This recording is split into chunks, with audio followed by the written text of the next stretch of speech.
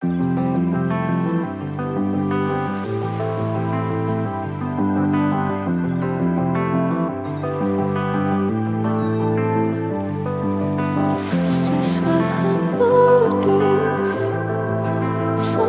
could be haunted by you, haunted by you.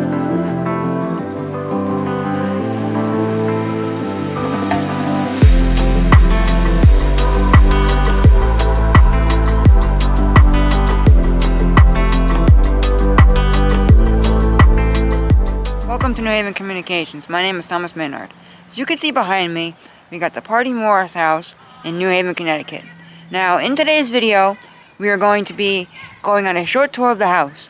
Now, for the time that I had arrived, I happened to arrive a bit late to the tour and they had already started, so I'm not sure what information I would have gotten had I been here at the beginning, and I'm not sure what I missed, but you can check out the links in the description to learn more about the New Haven Museum, which is actually the people hosting the event who own this historic house out in New Haven, and to know anything, and I'll include links that can tell you any more about the Pardee Morris house, because you know more information, things that were not said in the tour, or what was said that I had missed. So, we'll just see. So, hope you enjoy. Owned, or they landed on the Morris family property, which originally, when the Morris family owned this, they had everything from Lighthouse Point Park all the way to the Pardee seawall now. So this entire area, that's why it's called Morris Cove, this was their plantation. They mostly farmed flax for linseed oil. They also had a salt mine down by the Lighthouse Park. And they also did like a lot of oyster trading, stuff like that with Long Island. But they went into wealth during the Revolutionary War era. So I'm going to take you into actually Amos Morris's son's office. So this is his front parlor. Mostly just entertaining, like a multi-purpose room. And then this was Amos Morris's son's side of the house. When the house was burnt down and Amos Morris rebuilt it, this side he gave to his son, and then the other side was his. So you can follow me. This is Amos Morris's portrait right here. Again, he was involved during the Revolutionary War. He was the most affluent and accomplished of the Morris family. His descendant, Thomas Morris, arrived with the original New Haven colonizers, Theophilus Eaton and John Davenport, and so they were a part of those original settlers. And he rose to prominence, again, during the Revolutionary War era. He was a big part of New Haven politics, but he was also integral to the Continental Congress and a benefactor of the Continental Army. And when the British landed on his property on July 4th, 1779, they did burn this house down. They also arrested him and his son. His son managed to escape, but he did not. And so he was forced to basically back down from his political engagements. But honestly, with his house burned down and his wife dead at that point, he didn't really have much fortitude to stay in politics anyway. So he spent the rest of his life building this house back up. And so now I can take you into what was his son's kitchen. So they arrested him, but they didn't take him away to prison in England or anything like that? No, they just wanted him to stop, essentially, yeah. And you know, his son escaping probably helped, but so you can follow me. What happened to his wife? His wife passed away. Yeah, I'm not sure why. I'm assuming some sort of disease. Now you can peek up there. I can't take you up there, but they did have a ballroom.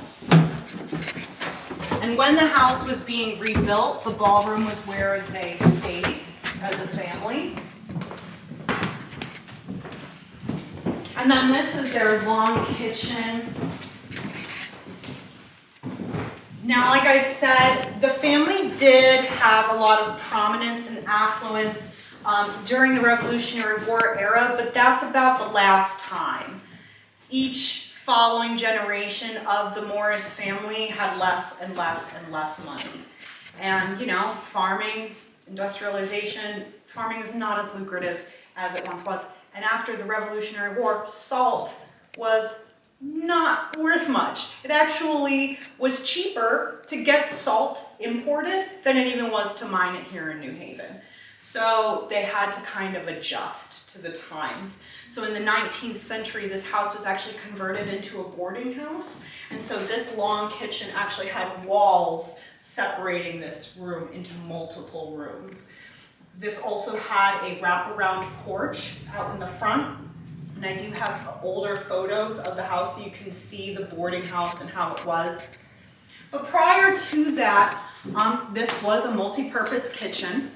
We did have an archaeological dig conducted on the property, and actually the majority of the artifacts that were found right outside this window. And the reason being is because that's where they throw out all their trash.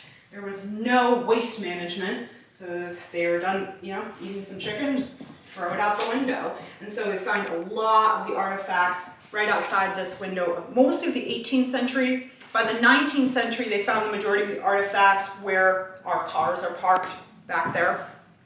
Probably because, you know, they're about germ theory. It's probably a big factor of like, hey, maybe we shouldn't throw everything right outside our window. Probably not sanitary.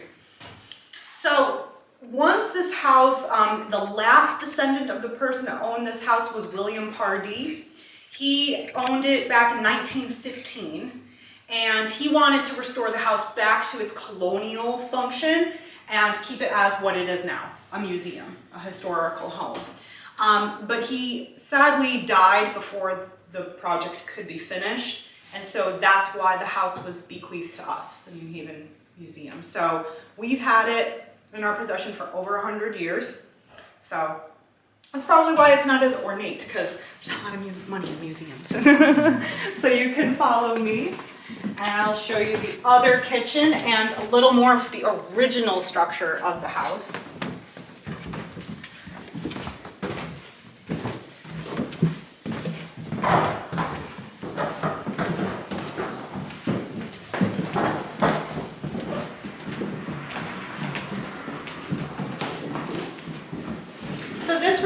This is one of the kitchens. This fireplace right here is actually from the 1670s structure, and you can see how wildly impractical it is. It is massive. It is a massive fireplace. All of the heat escapes, and it is extremely dangerous. So the second leading cause of death to women, first being childbirth, and the second being fire. Because if you can imagine these big billowing skirts, and I gotta literally go in here to get to the beehive. So it was very unsafe. And so Amos Morris, when he was rebuilding this house, this was actually covered up. So it was only when William Pardee was restoring it again back to its colonial function was when they realized, like, oh, there's a really old fireplace here. So we have it exposed to show you that difference.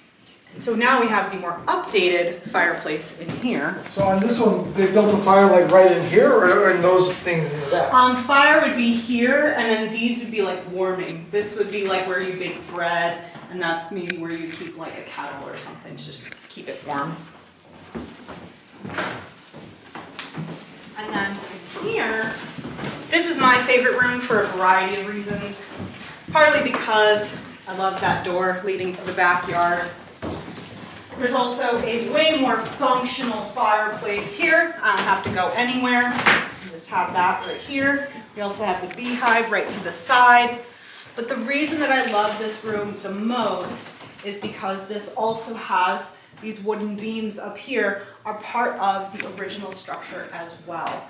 And you can even see, especially right above that doorway, the charring from the British raid fire. It's still there, which I find very fascinating. And again, this stone, all of the stone that you see, you're more than welcome to go outside and look. All of that stone siding is also from the original 1670 structure. Outside. Yep, all of the stone. The only stone that's new is, well, newer, I guess, is this beam, this support beam right here that has Amos Morris's inscription, 1767. So again, it's, 100 years more new than this, and you can tell that it's a different stone and that it was attached. But yeah, it's a very, very old house. And it's also very unique. It's an indication that they had a lot of wealth, the fact that they have multiple stone sides. Most of the homes built in this era usually only have one stone side. They don't have multiple sides of it. So that was something to show indications like, oh yeah, they had money. They definitely had money. So you said that this part was from 16, what, 70? 70s. 1670. Yeah. Do you know where they quarried this stone from?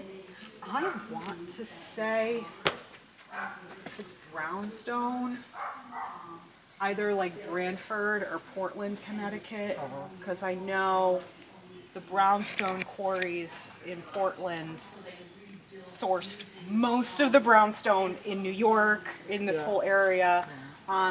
And then I know Branford also had a lot of mines. And I mean, even now, even to this day, there's the granite quarry, which I had found out last summer that the base of the Statue of Liberty came from that Branford quarry. Yeah.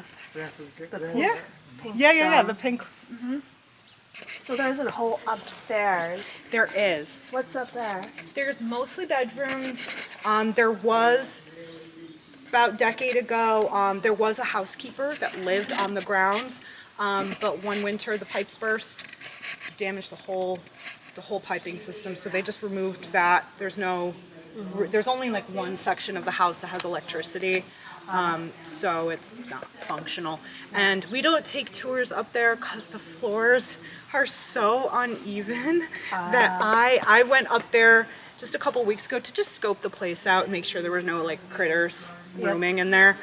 And I was walking, I'm like, I'm gonna fall through. I was like, no, please not, let this not be the end. So I was like, yeah, we're not taking people up here. No way, no how.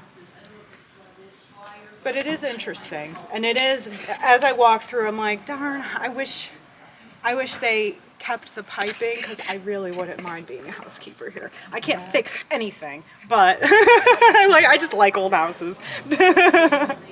If something happened, I'd be like, guys, you need to come down here. 'Cause I'm not doing it, but I'm just here for show. So, and then the last thing I just want to show you, we do have a photo of the house, different collections of it of back in the day. And then I got my master's in reading. And I focused on teaching history. And then the last thing I do want to point out to you is that we did have the Cold Spring School and the Foot School do research projects on the enslaved people that lived in the house. And they did research projects particularly on Pink and her husband, Stepna Primus. There were other enslaved people in the house, including indigenous people. And so we're continuing that research and that process of understanding and excavating who lived in this house beyond the Morris family, and who, contributed to keeping this place going, because they very much did. And then you can see the house over the years. You can see this massive tree out there, right here. You can see anywhere where it says on the images 1671 Morris, that's when it was a boarding house. That was the title of it to kind of market it, that it was like, oh, it's historical, 1671. And then you can also see that wraparound porch that is no longer there. So yeah, if you have any questions, feel free to ask, but that concludes the tour. Do you know what that iron ring that's in the side of the house, you know what that would have been used for? I don't know, actually, because it's so high up. Yeah, I'm like, I don't can't even- reach it. It might have been to bring like buckets up Oh, and down the pulley. stairs. Yeah, like a pulley. Like water going upstairs. Yeah, that's the only thing I could guess for its function, but I don't actually know. That was just my wild guess, just looking at it. I'm like, what could it possibly be? Because it's like way too high for it to be like a harness to keep an animal. Yeah. Yeah. You know, so I'm like, yeah, it must be something to bring things upstairs. So yeah. Thank you for watching. I hope you enjoyed the video. Please feel free to join us for the similar videos we have, such as Daffodil Days at the Blythewald Mansion in Bristol, Rhode Island, and the Marble House Tour in Newport, Rhode Island. Make sure to leave a like on the video, and subscribe if you haven't already, and make sure to join us for our other videos that are coming soon.